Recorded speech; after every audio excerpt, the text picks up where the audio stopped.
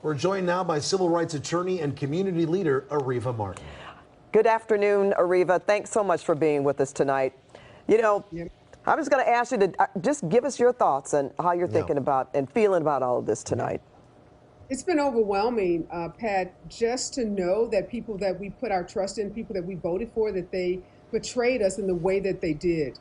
And knowing that beyond the racist and vile comments that we heard on that audio tape, that these were the individuals making critical policy decisions, allocating resources in this city. And we can't separate what they said from their actions. So I started calling for Rob Bonta, for our Attorney General, to step in and do an investigation on Sunday, because I know just like when a rogue cop is involved in testifying in criminal cases, every case that that cop testified to has to be re-examined.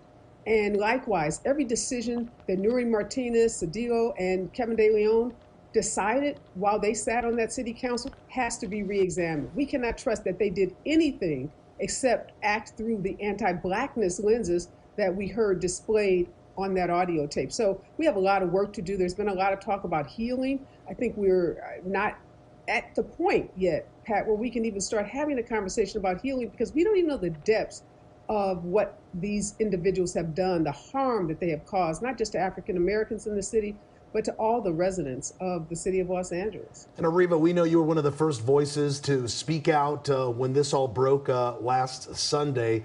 Right now, we do know that the Bonta will be launching an investigation, looking, as what you just said, also looking at past decision making that may have been seen through a lens of anti-Blackness or anti-Latino.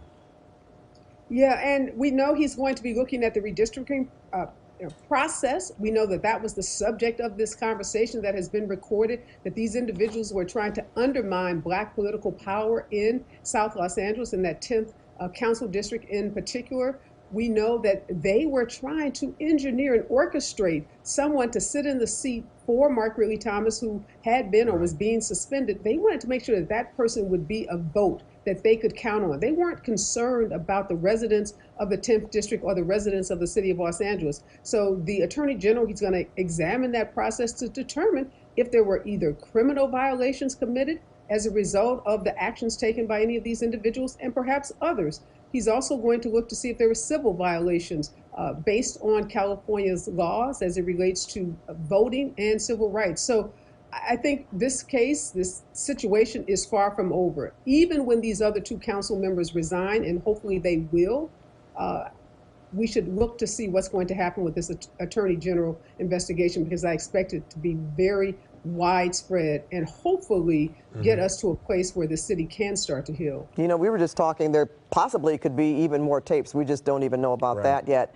So even given that aside, let me ask you this. Do you agree with the county's independent commission for redistricting, where they have they don't have anyone from the council involved or anyone from involved in the county?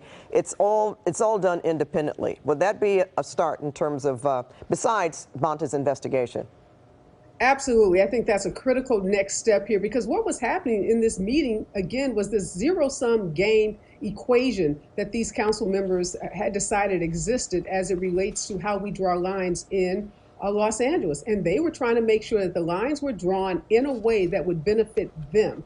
And so if we separate this process from city council members, they won't have a vested interest. They won't have any authority or any say in how these district lines are drawn. This should be left to an independent body that is not vested in the lines or the districts and the way those districts are drawn in the way that city council members are. Because we know that those city council lines, they dictate resources, they dictate monies that go into those particular districts. And separating that process from them, I think, is the absolute best policy decision that can be made going forward. And Areva, we know and we are expecting that Gil Cedillo and Kevin De Leon would eventually be submitting their resignation.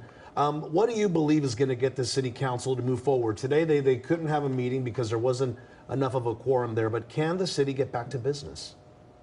It's going to take a while.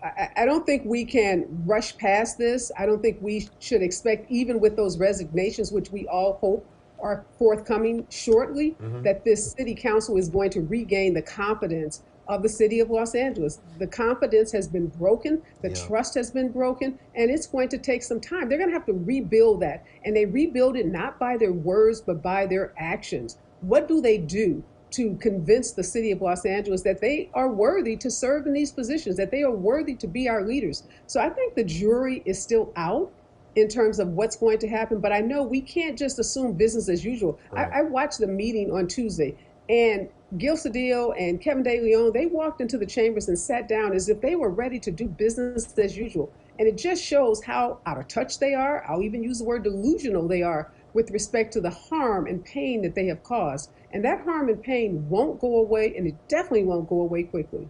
No, and more people are going to talk about this. I think, just to comment real quick before we go, that they're thinking, well,